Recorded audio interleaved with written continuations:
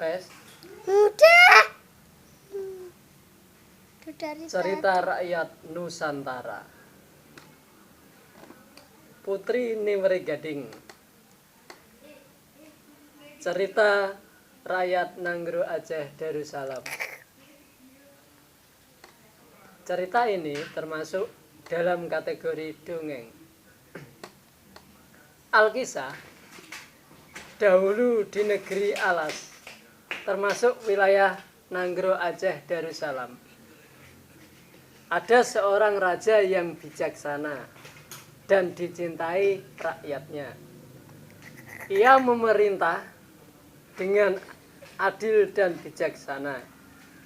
Sehari-hari pikirannya dicurahkan untuk memajukan negeri dan kemakmuran rakyatnya. Namun sayang, sang raja tidak mempunyai putra. Mereka sedih atas nasihat orang pintar dan permaisuri.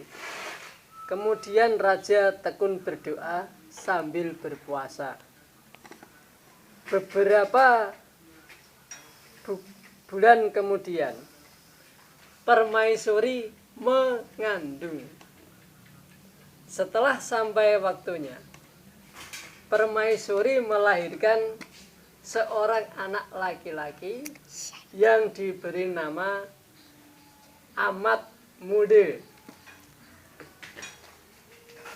Belum genap setahun umur Amat Mude, ayahnya meninggal dunia. Karena Amat Mude masih bayi, maka adik sang raja atau paman atau pakcik Amat Mude diangkat menjadi raja sementara.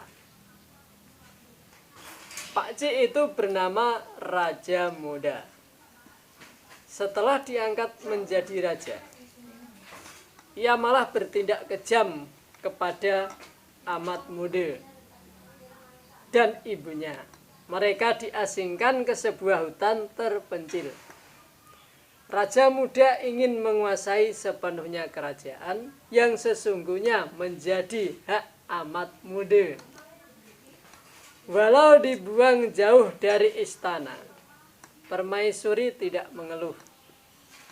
Ia terima cobaan berat itu dengan sabar dan tabah. Ia besarkan Amat Mude dengan penuh kasih sayang. Tahun demi tahun berlalu, tak terasa Amat Mude tumbuh menjadi anak yang cerdas dan tampan. Amat Mude suka memancing ikan di sungai. Pada suatu hari, permaisuri dan Amat Mude pergi ke sebuah desa di pinggir hutan untuk mencari dan menjual ikan.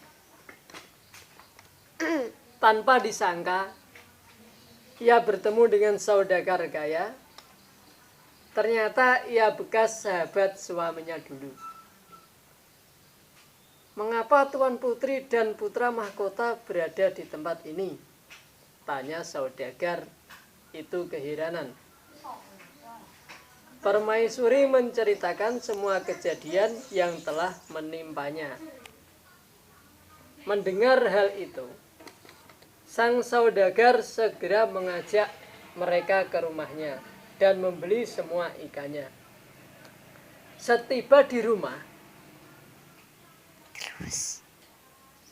saudagar itu menyuruh istrinya segera memasak ikan tersebut. Ketika sedang memotong perut ikan, sang istri merasa heran.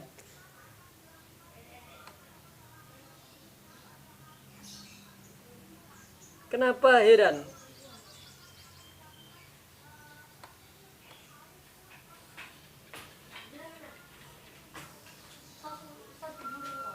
Karena di perut ikan itu keluar telur ikan yang berupa emas murni.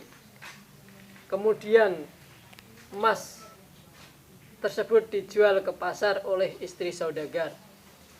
Uang itu digunakan untuk membangun rumah Permaisuri dan anaknya. Sejak saat itu, Permaisuri dan